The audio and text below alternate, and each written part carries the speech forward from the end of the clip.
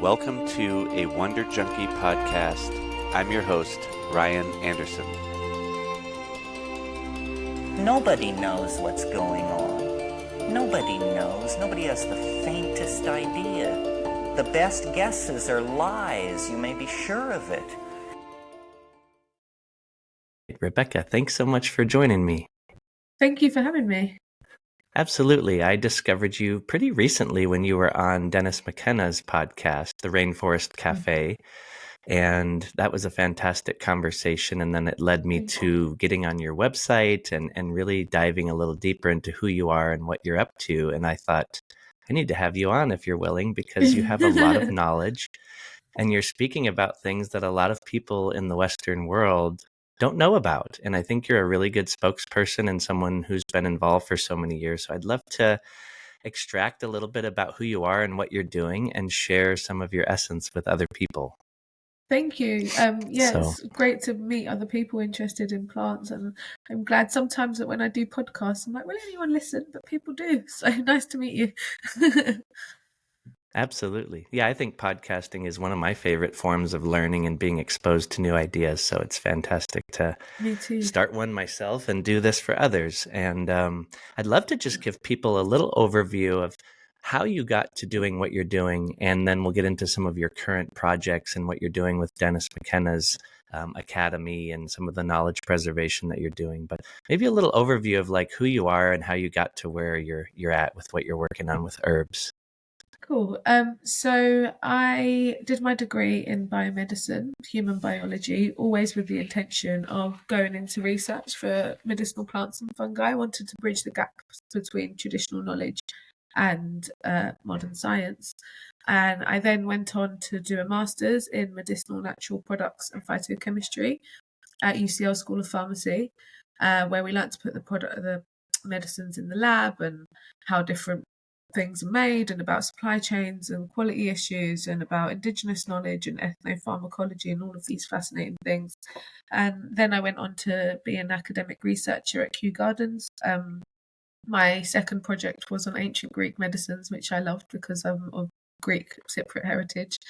And yeah, fast forward, not fast forward, it's been quite some time now, but I was horrified at the state of the supplements industry and the herbal medicines industry, and I was also disappointed about how much ignorance there is about these medicines. People dismiss them as riffraff when they can truly improve people's quality of life, but they can only do that if they're quality of medicines, and they can only be ethical medicines if they're sustainably sourced and the people who are farming them are also paid. But unfortunately, as I'm sure you're aware, the wellness industry isn't. So they've not reinvented the wheel when it comes to capitalism. So I launched my company, Laz the Plant Scientist. I'm based in London, but it's an online shop to create quality, efficacious medicines that are based on traditional herbalism and modern science for all sorts of things to improve people's quality of life. I'm also the science advisor for Herbal Reality, which is an educational charity here. It's made in the UK, but anyone can access it. And the reason that was created was because over here there's a lot of censorship when it comes to herbal medicines. If you're selling things, you're not allowed to say that they do anything.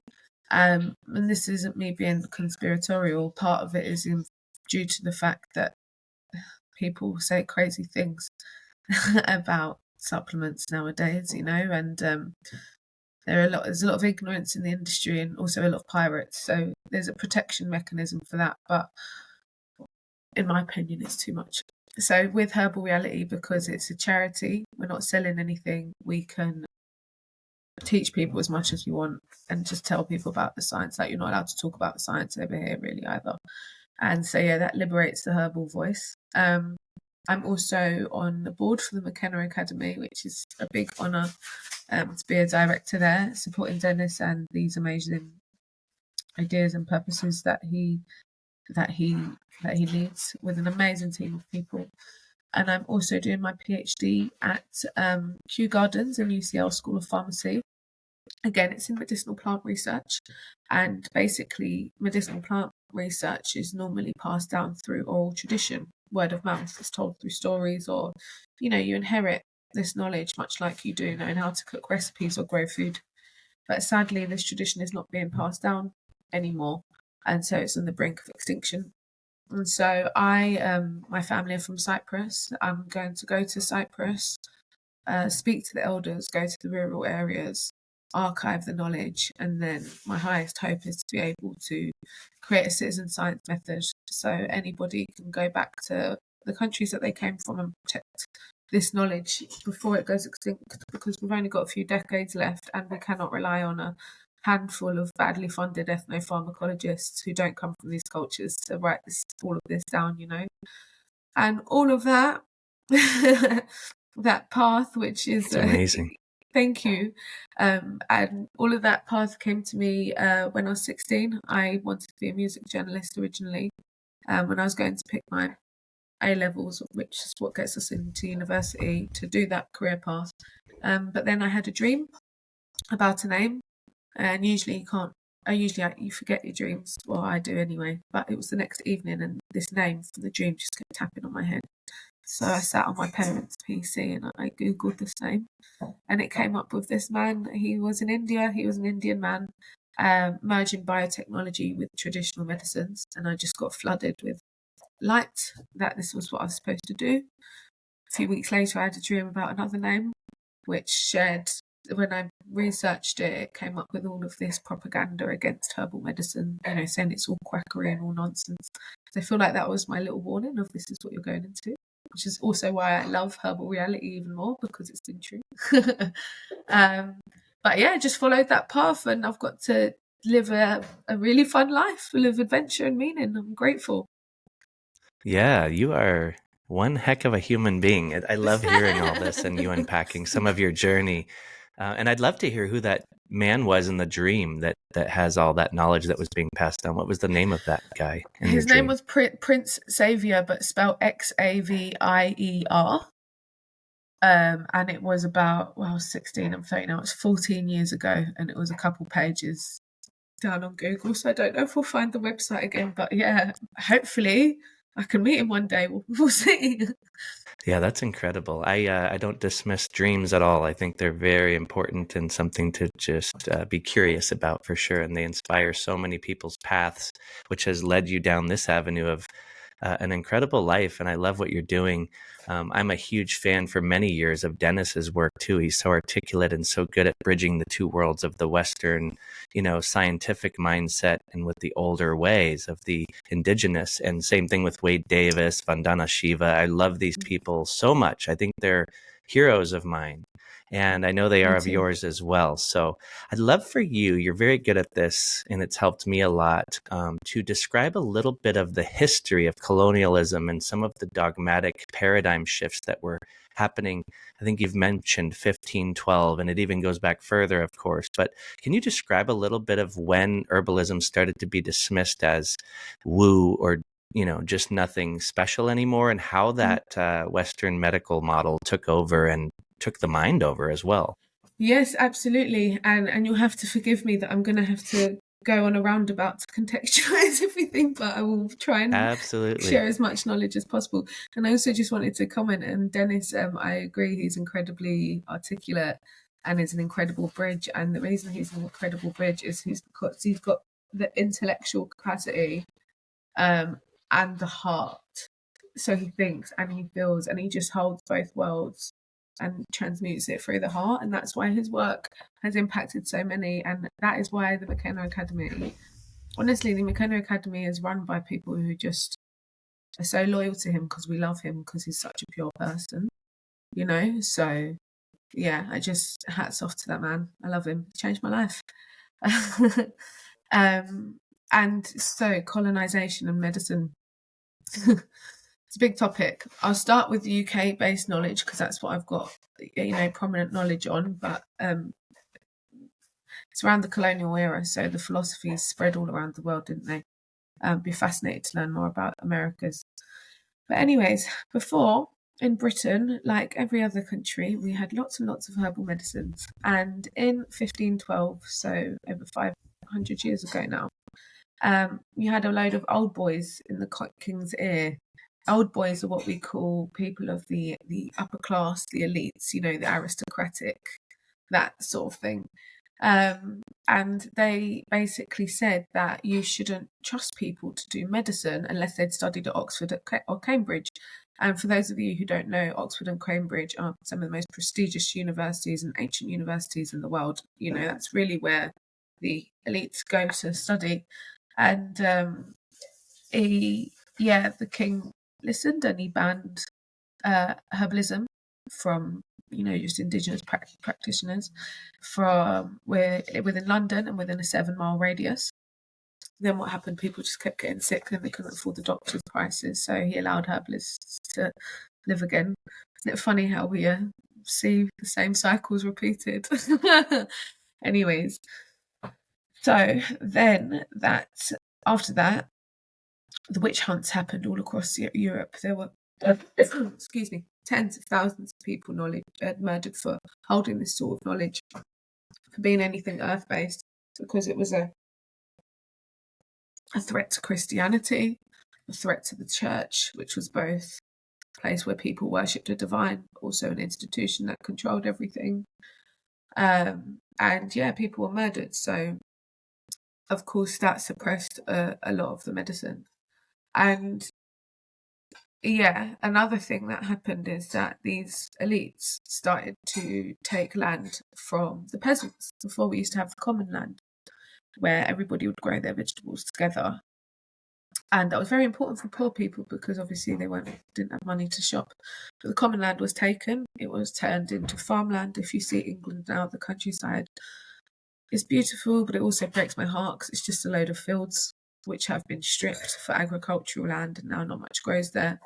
And I also, there's a lot of people that come from, I just want to put some nuance in. There's a lot of people, it's easy to be dismissive of people that come from these circles or elites or whatever, but I've met so many that are desperate to regenerate the land and love the earth too. And I say that because I'm really sick of this divide. You know, everyone now is getting stuck in and wants to help the earth. So yeah, that's happened. And then of course, that made a lot of money, and Britain thought, we can go and do this around the world. And so started to build the empire, which was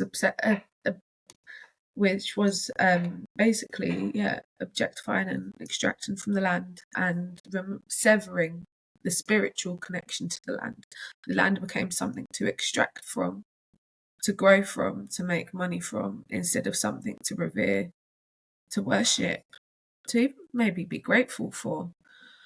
And so there's many ways that this has pervaded in our culture, but another major part of the colonial mindset is, and I had this as well, you know, because I'm born and raised in London, even though my country was colonized, that's why my parents could migrate here, still inherited this mentality that when I used to hear in Chinese medicine, you know, for example, where they use terminology like wind, heat, damp to describe what's going on in the body, I used to think, what's this fairy tale stuff? It's a bit strange, isn't it? And dismiss it because it wasn't in my scientific language. So obviously, if it's not in my language, it doesn't mean anything, right? But actually, that's colonized mindset. And I understood this when my professor, Dr. Jose Prieto, who created my master's, he's a phytochemist, does a lot of medicinal plant research. And he said, when a physicist talks about a photon, they talk about it being both a particle and a wave. It's not literally a particle and a wave, but it's the closest terminology that they can find to describe this phenomenon that's going on. When the Chinese, all these 5,000 years ago, started to do pattern recognition and observe the body, they didn't literally mean wind, deep, damp, heat, fire. It was just metaphors to describe the phenomenon that was going on. But we hear it as Westerners and go, that's not scientific. If we haven't solved it, nobody can. Because we're the cleverest, and indigenous stuff is just riffraff. Because we've created this alpha structure where there's one at the top and loads at the bottom, when actually we are an ecosystem, a soup. Every culture is an expression of life, and we've all got beauty and things, a lot of wisdom in our cultures, and limitations as well, such as Western reductionism, materialism, it has its benefits but its limitations. So I think that's why I knew that I had to go into science, because people will only comply to medicine if they feel safe. And in the West, we feel safe with science. And you know what? Science is bloody brilliant, but it hasn't got all of the answers. And it never promised to have all the answers. Science is so humble. It's always living to disprove itself. Always. That is the nature of science. Always looking for data to disprove things. But it's our dogmatic mania with science that people have found the truth, and that's it. That's what's ruined it. And also, of course, like capitalizing off it as well. Could talk now about research and funding and all of that, but I'll stop for a minute. Yeah, and there's a big component too, I would imagine, of females being a huge holder of the knowledge, back with herbalism and a lot of the plant knowledge and the indigenous knowledge being feminine. And that was probably a lot of the goal as well, was to, when the West came in, or these elites came through, they wanted to repress females as well, and they were burning the witches. And I just feel like that's a big part of it that just carries on today. It is. Yeah, I agree with that. But there were also male herbalists, and in fact, some of the ethnobotanical studies show that even now, women hold more general knowledge because they traditionally are the carekeepers in these communities. Not all of them, of course, but when a man knows about the medicines, he tends to know a lot more because he knows about it, because he's passionate about it. So would have gone down the rabbit hole of learning all about it. So yeah, there were some definite very passionate male herbalists back in the day, like Nicholas Culpeper is one of my favourite characters ever. I can't remember what year he was around in England, but it's a few hundred years ago now. And I think I might be butchering the story, but I'll do my best to tell it. There was basically a time where they started to archive medicine, but they did it all in Latin, so common people couldn't understand it or read it. And Nicholas Culpeper, I think he was working class, but he happened to know Latin, and he translated them all and just liberated the knowledge. So we still have these scriptures now, and I just find it fascinating, the full circle sort of spiral of they knew back then, now we embellish with science. And I'm careful to use the word embellish, not validate, because these indigenous knowledge doesn't have to prove itself to science. It exists with and without it. That's fascinating. How do you feel that the average person now that's getting really curious about herbalism and trying to reconnect with nature, what is a good starting point for people? It's pretty practical, right? To just start spending time out in your own, whatever land you do have, even if it's a small garden outside, get your feet on the ground, start planting herbs. I'm guessing it's very practical stuff. It doesn't have to be this extravagant beginning. Is that how you feel about it? Absolutely. And I think most importantly, that people forget, is it's play. You're just learning about something new that you can enjoy in your life, and yeah, it can have wonderful benefits. For practical advice, I'd say definitely go to herbalreality.com, sign up to our newsletter and listen to the podcast, because you can learn so much there. You can type in conditions and get herbal protocols. You can type in individual herbs and learn about the science behind them, the drug interactions, when they grow, how to make them into tinctures, everything. I would also invest in a herbal book that calls you. Go to a shop and just buy one book, because herbalists are such fascinating characters, and they do write some good books. And it's nice to, I think, as much as I love Herbal Reality, herbalism, one of the best things about it is a very sensory experience. It's a very practical, grounding experience, because you're engaged with your eyes. The leaves, the flowers are beautiful. The smell, you can smell the different medicinal compounds. The taste, the feeling of how it makes you feel. It's extremely sensory. So when you've got a book, like sometimes I just get into this flow state when I'm in my apothecary, and all these herbs start buzzing around in my head, and I can go to the book and see if my inclination or curiosity about it was true, and read about it. And I think that's actually very important. The Herbal Reality is fantastic, but a screen is a screen. And then what I would say is to find some good quality, just if a herb, like tune in, sometimes the same herb will start popping up in your life. And oftentimes that's the herb we happen to need, because we have this intuition, same way dogs eat grass when their stomach hurts. We have the instinct of what herbs we need. Get a good quality tea of this herb. If you can buy organic, great. If you can't, fine. And go into a meditation, a somatic meditation. Put yourself aside some time to brew up this tea, do some breath work. Perhaps you can lead a session. And brew the tea and see how you feel in the body. And then before you read anything about the herb, sense, where is it? Where does it land? Which tissues?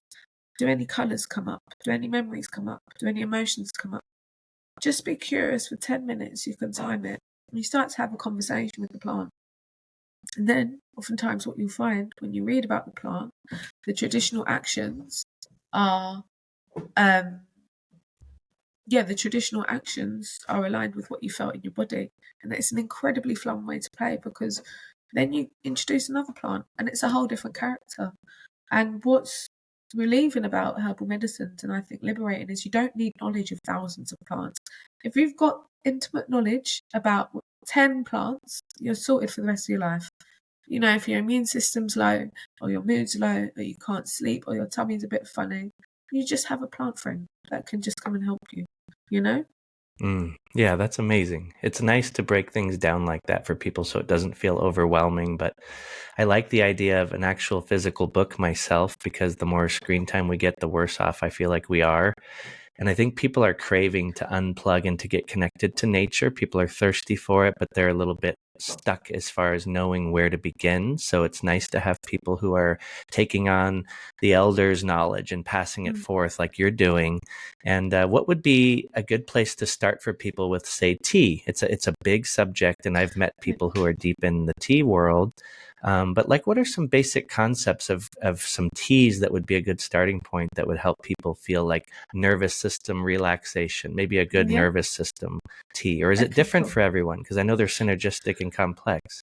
Yes, so I'll explain how they're different to everyone, and I will tell you about some herbs for the nervous system. And after, I want to ask you a question about how being a firefighter and being around fire all day has affected your relationship with nature, because that's a fascinating element to be immersed in all the time. You know, I've got the leaves and you've got the fire. So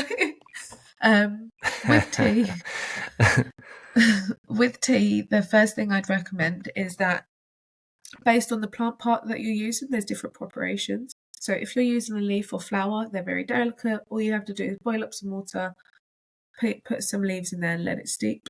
You can put a plate on top to trap the volatile oils, the smells that come off, because they're medicinal, and that's great for really aromatic herbs that like rosemary or thyme or oregano. And then for things like roots and barks, because the active compounds are more locked in there, what you want to do is boil it down and decoct it. So say you're using ginger. Ginger is one of my desert island herbs, absolutely fantastic herb, and just medicine for so many different things. You can just get an inch of ginger, chop it up. The smaller the surface area, the more water gets to react with the surface area, so more active compounds come out. You'll get a lot more medicine out if you chop it up. And then just boil it down so it goes down by like a centimetre, and that allows you to have medicines. Now, when it comes to knowing which plant to choose, plants like people look similar but are different. So every individual has their own constitution, and this is something that traditional Chinese medicine has observed, Western herbalism, Indian medicine with Ayurveda. We've all got different natures. Some people run really hot, some people run really cold. Some people, when they're dysregulated, fall asleep. Some people get really anxious and hot. Some people get angry. Some people have weaknesses with different tissues, and some people have different strengths as well. And so when you speak to a herbalist, they will ask you questions about all your different systems and about your constitution to understand the patterns in your body. They will then match you with plants in a personalized prescription to help recalibrate those different systems and get the whole system working together properly and smoothly. Now, there are some herbs which are great for everyone, and then some herbs that people should stay away from. So, but you can find that information on Herbal Reality. I won't bore you with lists of them now. But for the nervous system, there are a variety of ways that you can nourish it. You've got herbs like oat straw, which are tropho-restorative. Now, you know what herbs do based on their different actions. And so tropho-restorative herbs are herbs which replenish tissues after they've been depleted. So oat straw is full of so many different minerals and B vitamins and different compounds, even beta glucans that nourish our nervous system. Licorice root is fantastic tonic for the adrenal glands. It's tropho-restorative for the adrenal glands, and it helps build them back up. And adrenal glands can get depleted after periods of chronic stress, you know.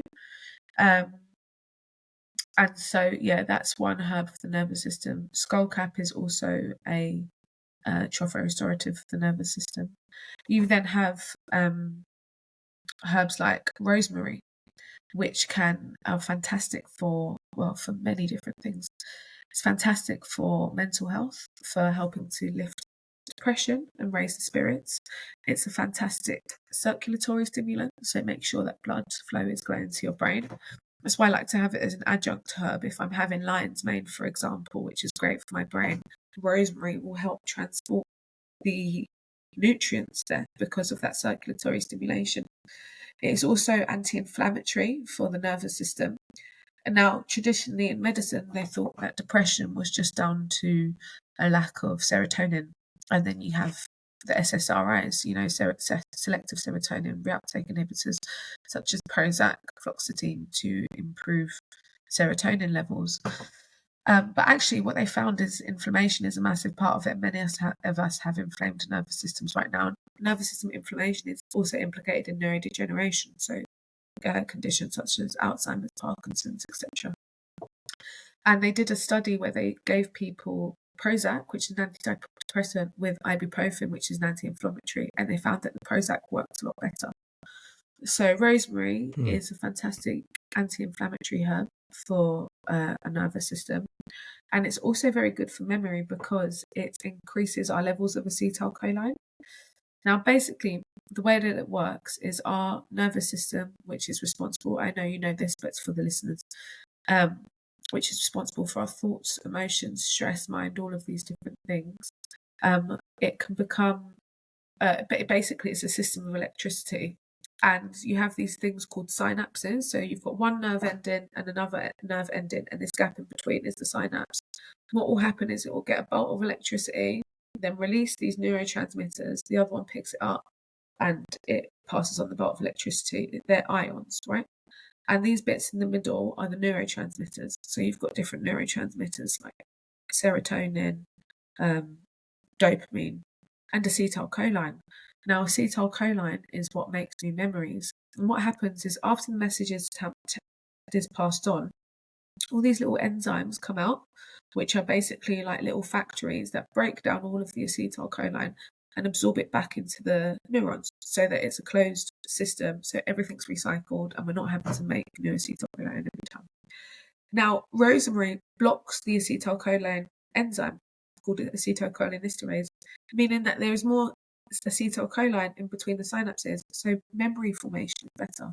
And it's just fantastic if you've got brain fog or even if you're hungover, because it also helps with the liver. It just clears a lot, and it's in my depression formula. So that's another one, a good one for the nervous system. But then also for stress, one of the main problems that people face is issues with their gastrointestinal tract, because our gastrointestinal tract has its own kind of nervous system, and when we're in fight or flight, a lot of our blood drains away from our rest and digest from our gut to go into our muscles so we can fight or run or whatever. And chronic deprivation in the gut, in the nervous system there, can cause all sorts of problems like IBS or constipation or diarrhea or just fluctuating gut, all of it. But herbs like lemon balm and chamomile have an affinity with the nervous system in the gut, and they work in beautiful synergy together, and they really help calm those gastrointestinal issues when they are related to stress. Amazing. So do you combine a lot of these teas and herbs together to make one giant brew when you're doing something? I see. Yeah, absolutely. Yeah. Sometimes there's a time to sit with a single herb, and then there's a time to make a potion, but that's part of the play. And I think it's good to sit with the Awesome. individual herb to understand when it's necessary, also to understand the flavor profiles. Like some herbal medicines are disgusting, and we're not going to take them if we don't, if we're not disciplined. So there's a time for both. Yeah, and then what about cold versus hot? Is it a big deal to have certain ones that are being drank hotter and not cold, or does that matter? No, not as far as I know. No. You can. To be honest with you, with herbal medicines, for them to work as brilliantly as they can, we need quality herbs in consistent doses, and sometimes very large doses. In Chinese medicines, they could prescribe herbs in the kilos. Now, I'm not saying we have to do that, but over here it's hay fever season, and so I'm drinking a blend of nettle, red clover, calendula, and cleavers most days to clear my sinuses. And I don't just have a cup because I get really bad, debilitating sinusitis. Every day I fill up a cafetiere, with French press to make coffee, and I put a couple tablespoons of this blend in there. And I do it in the morning, and it cools down, and I just sip it throughout the day. And do you know what? Sometimes I'm like, oh, I can't bother to drink this again. But my sinuses are clear and I can breathe, so it's not all la-di-da. Medicines is oftentimes about discipline. It just depends how far you want to go with them. But I'm passionate about them because they can give us relief, and true health, and I just think quality of life is the most important thing, in medicines. What are we doing if it's not trying to improve people's quality of life and help people be happy? That's beautiful. And on your website, do you also help people to be able to decipher how to find a really good herbalist in their local environment? So on Herbal Reality, there is a resources section, and it says find a herbalist, and it's got a list of herbalists in quite a few different countries. But there's a real rise in interest in America. There's a big rise, isn't there?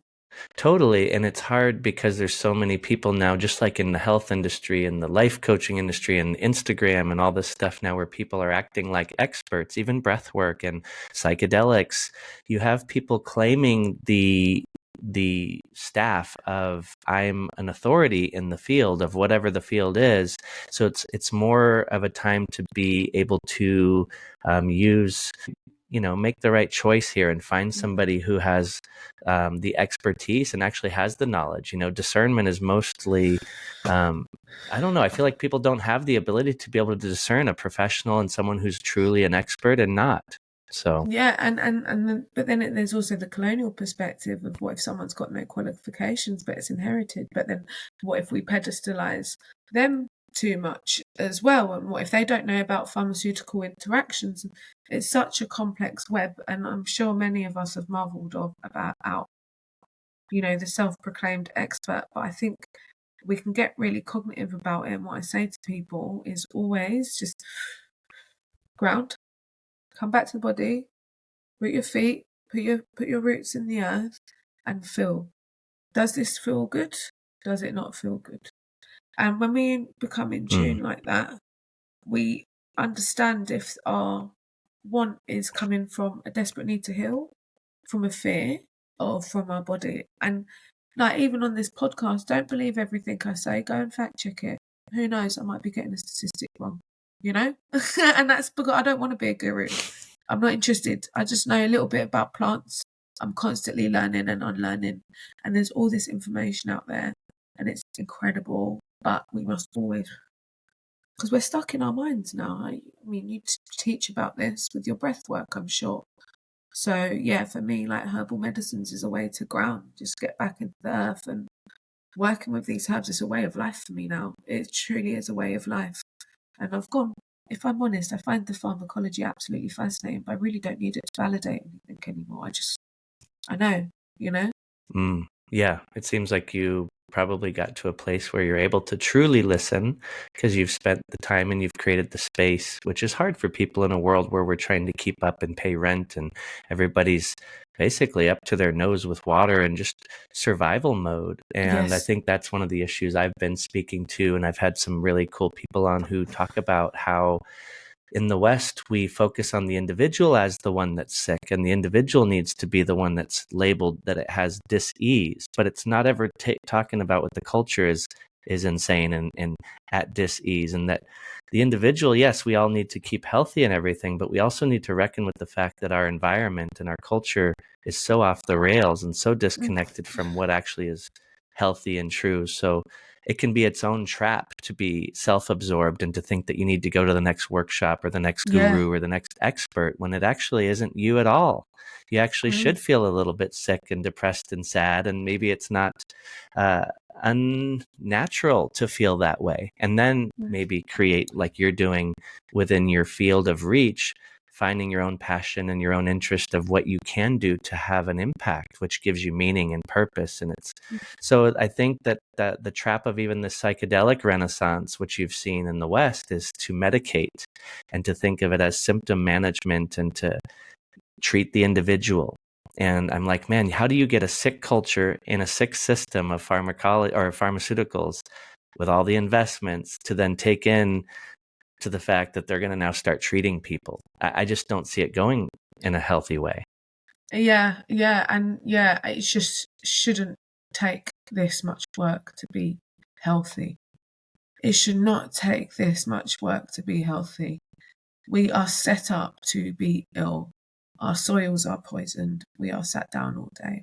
We are having flashes of the most traumatic things in the world on our eyes every single day. It is not okay. And that's why the wellness industry is 7 trillion now, because people are desperate to find some relief or to feel again, because so many of us are numb. And this is why I'm so excited to go on your podcast, because you speak a lot about curiosity. And for me, awe is as important a medicine as herbal medicine. And that's why I feel so honoured and privileged to be able to do what I do, because I've thought to myself before, like, I struggle staying well sometimes, and I've got so much interdisciplinary knowledge about these things, and I've got a whole apothecary full of herbs, and I've got unlimited use of my medicines, and still.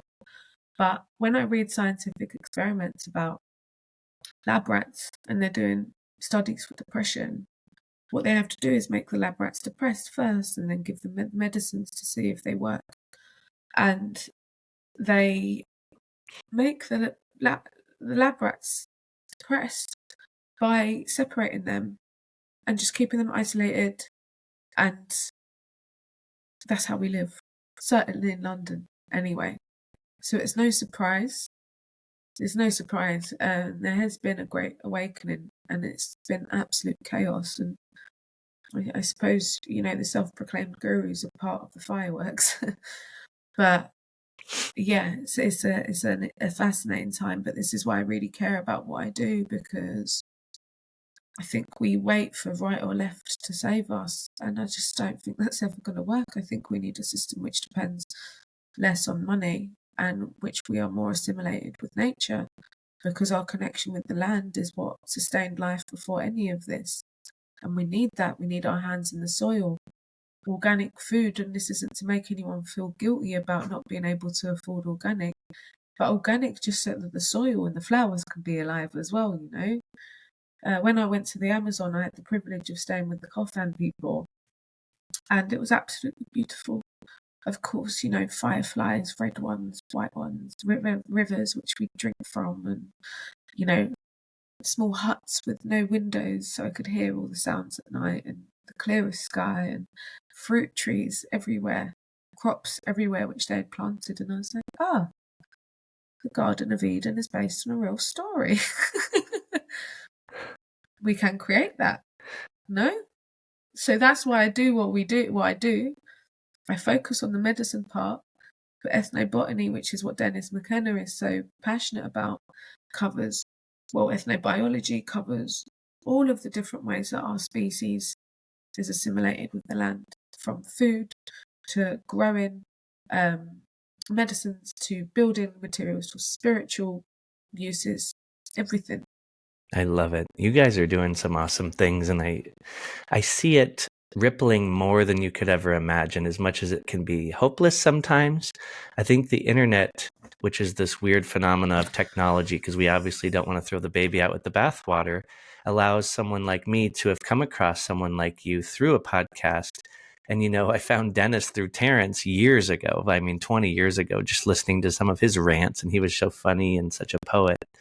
And it's just interesting to think about the internet as the extended nervous system and how it is a component of our outsourcing of our capacity to have telepathy.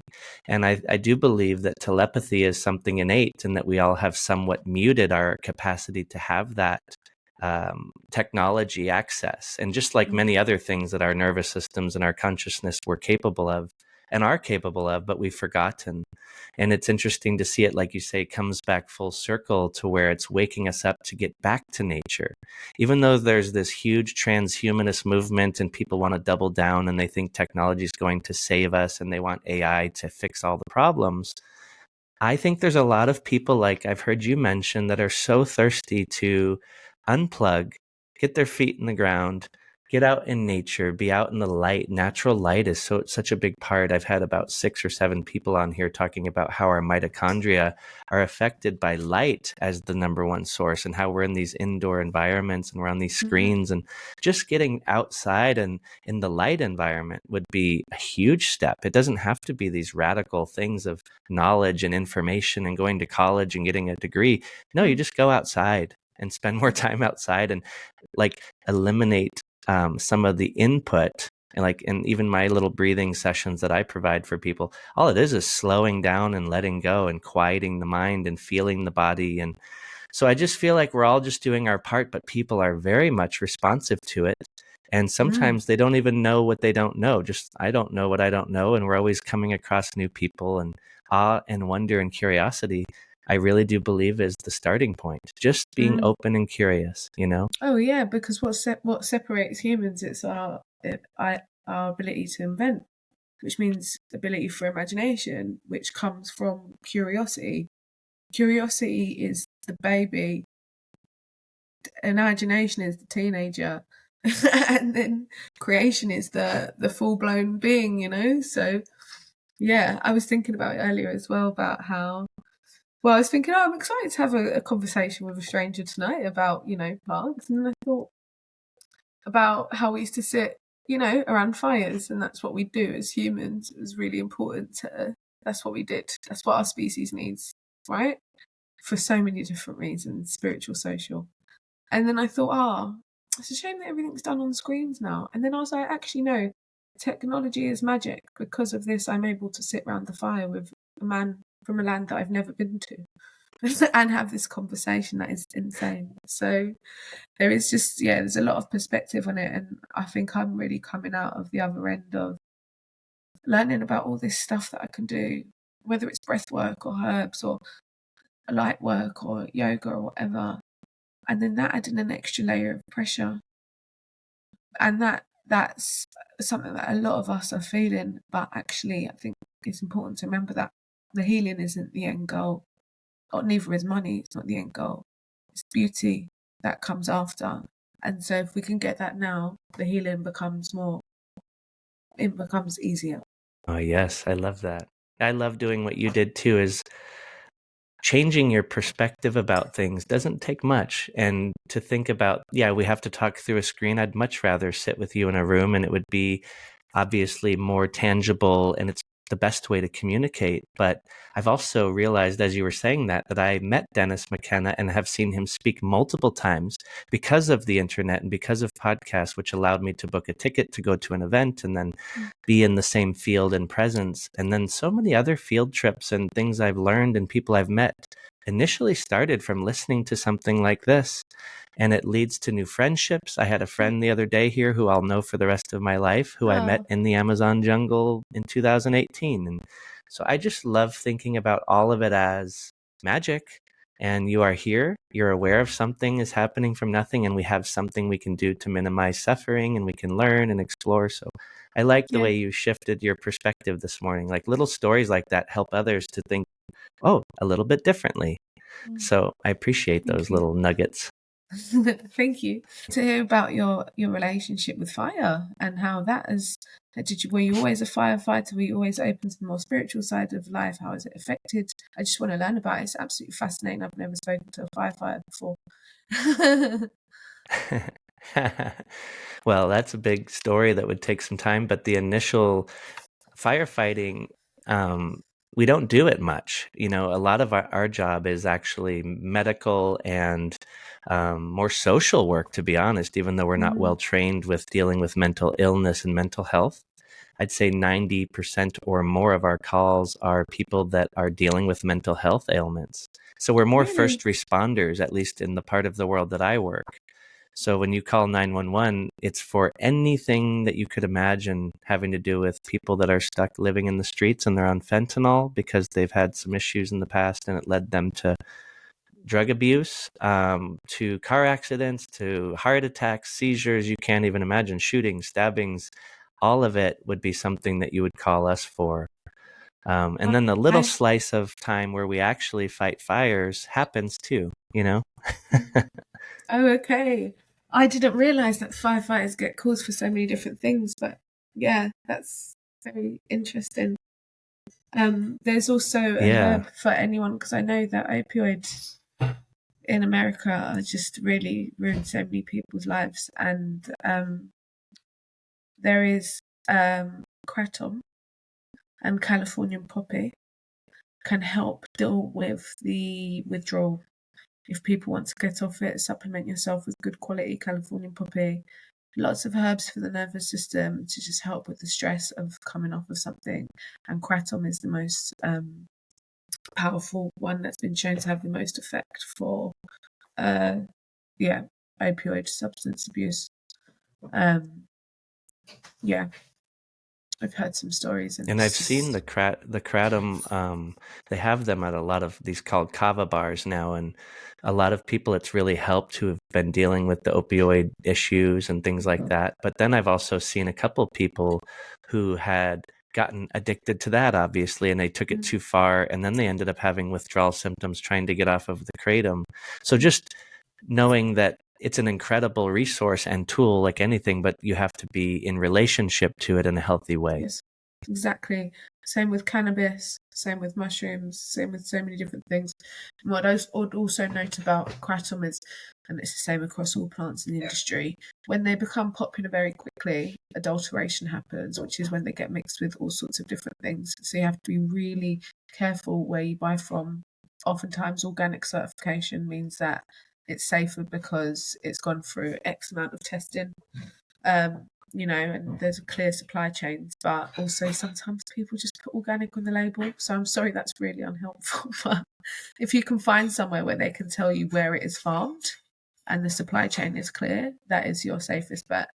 Um, and also, oftentimes when things are powdered or whatever, it's easier to mix other things in there. And sometimes they're mixed with pharmaceuticals or all sorts. So yeah, I hope that helps. Some advice there. Chris McCurdy, Yep. researcher at, I believe, Florida University. Chris McCurdy, and he does a lot of research on kratom. He's a medicinal plant research that I met through the McKenna Academy. Awesome. Thank you. I don't know if you have a moment to speak to the rise and popularity of mushrooms. If you don't, I totally respect that, and I want to respect your time. Yeah, sure. I can. I'm happy to. Thank you. Mushrooms are a fascinating kingdom. So for people that don't know, in taxonomy, which is basically how we organize plants, say, you look at the tree of life, that's the way of taxonomizing things. At the top, it goes species, genus, and then there's some other things. And then you've got three things at the top, which are flora, plants and stuff, um, animals, I can't remember the proper name, and fungi, which are in entire, they're their own world. And I think the narrative around mushrooms, well, I don't think mushrooms were as dismissed as herbs in the first place. I think they sort of were omitted from the whole zeitgeist against herbal medicines, because they're not as prominently used in many cultures. But lots of cultures do use them, but they're not. Plants are used a lot more. So they didn't get the same sort of dismissal. And then, of course, people know that psychedelic mushrooms have a real effect, and you can't really deny that. And so, yeah, I think that the rise of mushrooms has come at a really interesting time in life because we've gone through from an era of reductionism and everything being isolated and separate, to connectivity and us learning that actually things aren't on their own. It's the relationship between everything which is important. We've been learning about ecosystems and we've been learning about communities. Well, fungi are what connects everything. They are what connects all the trees. They connect so much of nature. And I think they're also the decomposers which break everything down. And I think they've come to human consciousness at a very interesting time, because we are all connecting, and also we're literally watching a system decompose in front of us, which is very fungal. But after that death comes a rebirth, so yeah, we are the fungal generation indeed. And I think the hope that they can promise, from everything from cancer treatment to spiritual development to cleaning up oil spills. There's mushrooms they found in Chernobyl that eat radiation. Like, these things are crazy and strange and brilliant, and I think the awe that they inspire in people, it just has taken people to another level of consciousness. So yeah, I think for me, I love that mushrooms are on the rise, because herbalism and herbalists are able to piggyback on the back of that popularity, because they're like a gateway, because they're a gateway to the rest of the natural world. That's amazing. Do you take any specific mushrooms on a regular basis, like lion's mane, reishi, things like that, or? Reishi mainly for stress, and lion's mane sometimes for memory. I enjoy cordyceps for energy. I love mushrooms. I've got utmost respect for them, but I am a woman of the plants. Awesome. Well, I know you got to get going, and I ask every guest, if you were going to die today, what would you want to say to the world?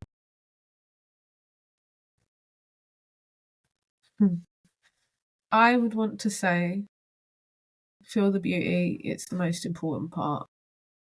Don't squander your life fighting, trying to protect and save, when you can honour when it's here as well. We must do both. Otherwise, it will never be worth it. I love that. I don't know who the quote was. It was very similar. It's like, I wake up torn between saving the world and savoring the world. But if there's nothing to savor, then it's not worth saving. Something along those lines. But it's similar to that. Yeah, I'm glad somebody else Right felt on. it too. Oh, yeah. I really appreciate you. You're a very genuine human being, and I can tell you're connected to your heart. And I appreciate all the work you're doing. Can you just mention all the places people should look for you and find you? And I'll put it in the show notes. Yes, absolutely. Thank you. So my company where I sell my herbal medicines is called Laz the Plant Scientist. It's L-A-Z the Plant Scientist. If you want to read more about my academic work, it's RebeccaLazarou.com. Herbalreality.com is the herbal education charity that I'm science advisor for. And then, of course, the McKenna Academy is an academy I'm very proud to be a part of, and we aim to preserve ethnobotanical knowledge there. And yeah, Instagram, Laz the Plant Scientist. Really appreciate you taking this message across the pond and sharing it with your people, and yeah, it makes me happy. Yeah, it's an honor to talk to you, and I appreciate you sharing all this today. So thank you. Thank you for having me. I've really, really enjoyed this. You're very welcome. Thank you for listening to the episode. Be sure to subscribe to the show on Spotify, YouTube, and iTunes, and rate the show. I hope you enjoyed the episode. What we call reality is in fact nothing more than a culturally sanctioned and linguistically reinforced hallucination.